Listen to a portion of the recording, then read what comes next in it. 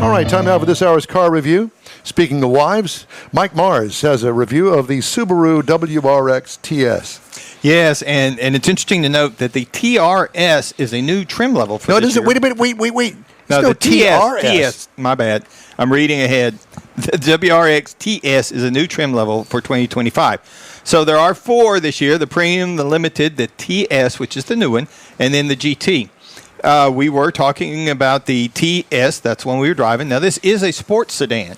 So it's kind of the TS is a sportier track model. It's not for the track, but it's more directed towards the track with the way it's set up, the way things, the technology and things. Just move on. Up front, you're going to find the LED headlights. You're going to find they're automatic on, but they have height adjustment and they have steering responsive. So it's really cool. So you get the headlights to turn when you want them to.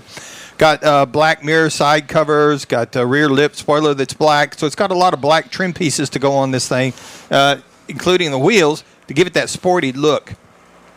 Now, it does also, I was interested to find out that it has an aluminum hood. Now, that scoop that's on it that everybody knows from the WRX, that is part of that aluminum hood. And the front fenders are also aluminum. Because some gold Brembo braking system set up on it. Now, we were rolling on the 19-inch aluminum wheels, which are standard on the TS package. And it does not have a spare. It has a retire repair kit, so you need to know that. And it also has the moonroof delete. Again, back to that performance concept of this particular trim level.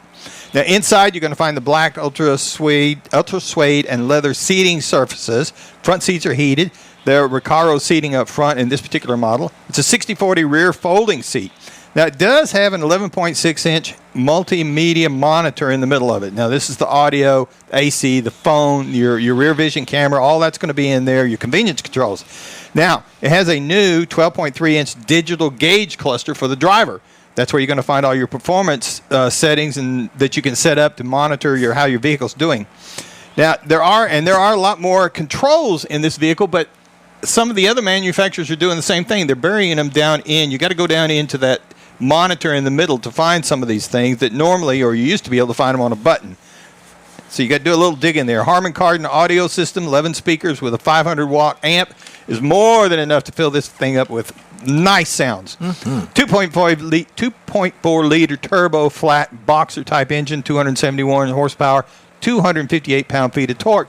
We had the 6-speed manual transmission, which it was really nice to get into a manual after running automatics for so long. EPA, I didn't get a Monroney with this vehicle, so I had to do a little digging, but it appears that the EPA should be looking at 19 on the city, Highway 26 combined for 22. Now, I drove this vehicle 352 miles, and I got 23.7 out of it, and I was very happy with that with this vehicle. Sport-tuned suspension does have several different modes, including comfort, normal, sport. The sport seating will wrap around you, hold you in place if you're going into the curves a little bit much. This is not a drag car. If you want to play with this car, you want to get out to where there are some curves because you got all-wheel drive with very responsive steering. Now, the Premium, the base level on it is $35,750. The TS trim level that we were dealing with is $45,750. And again, I did not get a Monroney, so I don't have an MSRP specifically for this vehicle. But something you can look at to compare it to is the Volkswagen Golf R, $48,325. Toyota GR Corolla, $43,529, and an Audi S3 is $48,700. So these are all small sports sedans that you might want to look at if you're looking for something in that very competitive segment. Thank you, sir. Sir. Time now for Jeff's Car Culture. Road trip arguments. Oh, God, we've all had them. No, we haven't. Not all of us. But this is a survey done it's been done in the United States and also in Great Britain. So they say that 1 in 3 admit to an argument. More than a third of drivers admit to having an argument while driving in their car. This study found that there was about 36% of motorists confessed to having carguments. That's what they're called. Carguments, okay. Right. So one part of the survey, about 2,000 motorists discovered that 50% of the ages of 25 to 44 argued while driving, compared to just about a quarter, 25% of people over 70 get in arguments with Martha or Gladys, whoever they are. It's been revealed on the state side that 46% of people admitting to bickering behind the wheel, but not surprising. Most disagreements occur between partners and break out when setting out for the day. That woman's got a roadmap in her hand. There's also a little theme with these photographs I'll tell you at the end. A similar number, about 25% of people also get into arguments while visiting with family members in the car, or going on a family trip. About 21% of people said that in-car conflicts were caused by what? Shopping tips. Oh, my God. Who does that? I'm thinking it's the women. So just saying. About 46% of all arguments centered around directions, while about 39% are based on standard driving procedures. Turn left here, you're going too fast, watch out for that school bus, all that stuff. The stress of leaving on time for a summer holiday or a day together in that confined environment of a car is a perfect recipe for an argument. You want to add children to the equation, or perhaps the in-laws? Not so much of a question in an argument, but it's going to happen. When it starts, no one knows. And then there's those driving hundreds of miles who have no longer being able to get out of the car to start their disagreement. So it's also amusing, the era of satellite navigation, directions, and choice of route. All that technology, arguments still happen. So be careful. Driving is a complex task that requires drivers' full attention in order to get from A to B without incident, but research has revealed a large portion admit to having in-car arguments. There you go. God. There are a couple of those that come to mind, and well, we're going on a hot rod tour. one We got of those arguments, and that was with a former wife. Just saying. Just thought I'd throw that out there. Oh boy, for you. okay. All right, time now. Back there. Time now for this hour's car review. I had a chance to drive the 2025 Mazda CX-70. Final assembly location in Hofu, Japan. Available trim levels, 3.3 turbo, the preferred, then the premium plus, the 3.3 turbo S premium, the PHEV premium, and the premium plus. Spit it out. Now, have you got all that? You're supposed to have memorized all I'm trying of to that. take notes over here. I had the PHEV Premium Plus, which is the top of the line. This is a standard SUV, according to your government. That's what they classify it as. PHEV means plug-in hybrid electric, if you were wondering. Seats 5 people. It's all new for 25. It slots between the 50 and the 90, CX-50 and CX-90. It's basically a 90 without the third row. Does that make sense to you? Mm-hmm. The 90 is the third row. Right. Same vehicle. Yeah.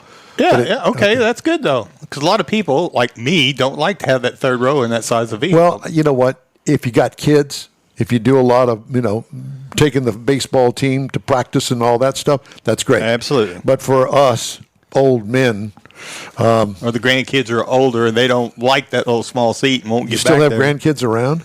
Yeah, still got. How old are the grandkids now? Youngest one's 18 now. So he's not a kid anymore.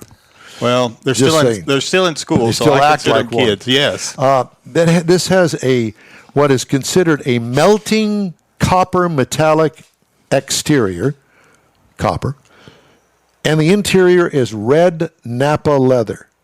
Now think about that for a minute. Mm-hmm. We have a copper exterior and a red leather interior. Sounds European. What? Sounds European. I know I'm old school. I'll admit that. But I'm thinking, okay, the black is the only other color available.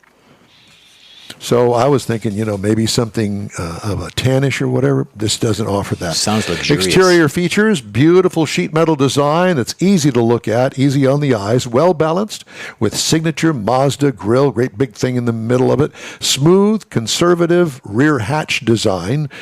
Wheels coincide with the trim level. Big and beautiful, baby, big and beautiful. What I liked the conservative styling. What could use improvement? Nothing. I mean, the thing looks good.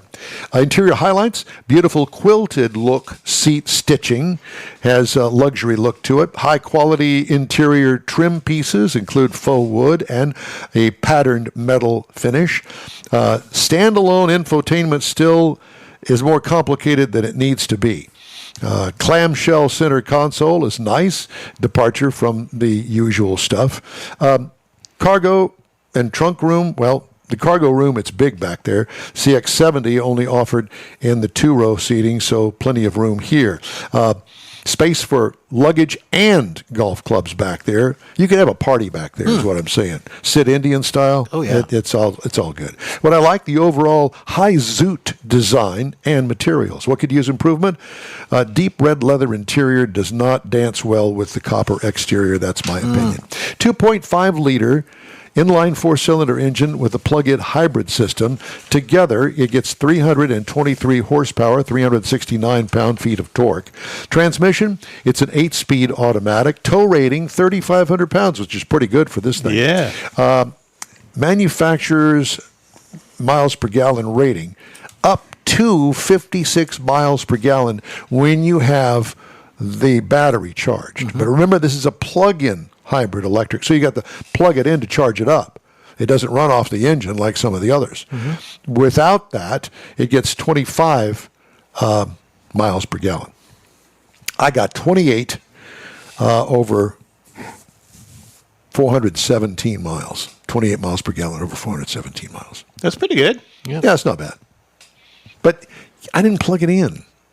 Oh, well. What I liked, it only goes 26 miles on electric only. I don't know why I put that under the what I liked, because it's not much. So you have to ask yourself, is it worth it for the extra charge to have a plug-in hybrid to only go 26 miles on the electric only? Follow me? Yep. Yeah. How much does it cost for that extra 26 miles? Yeah. Over the just standard gasoline motor. That's getting 23 miles to the gallon. 25. 25. Okay. What could In use that range. improvement? Under certain scenarios, transmission didn't know what to do at times. Turbo lag became annoying at times. Ride and handling, sports car-like handling, that whole Mazda thing, right through all of the different models of Mazda's lineup. What could use improvement? Adjustable damping. That would be nice. Ride's a little stiff, but it's a sporty kind of ride, which is what Mazda is really all about. Base trim price, $57,450. Price is tested $59,275, but you can get into the gasoline-only model for, drum roll, $40,445, which I think is really good for the gasoline-only model. Competitors, Honda Passport 42.4, that's a gasoline-only model. Jeep Grand Cherokee 60,490 for their PHEV, and the Subaru Outback only goes for $29,010, but it's a gasoline-only version. So there were very few to compare it head-to-head to. That's why I kind of put them all there into the same category, because they are all two rows. But this one is a large cargo area back there in the two row.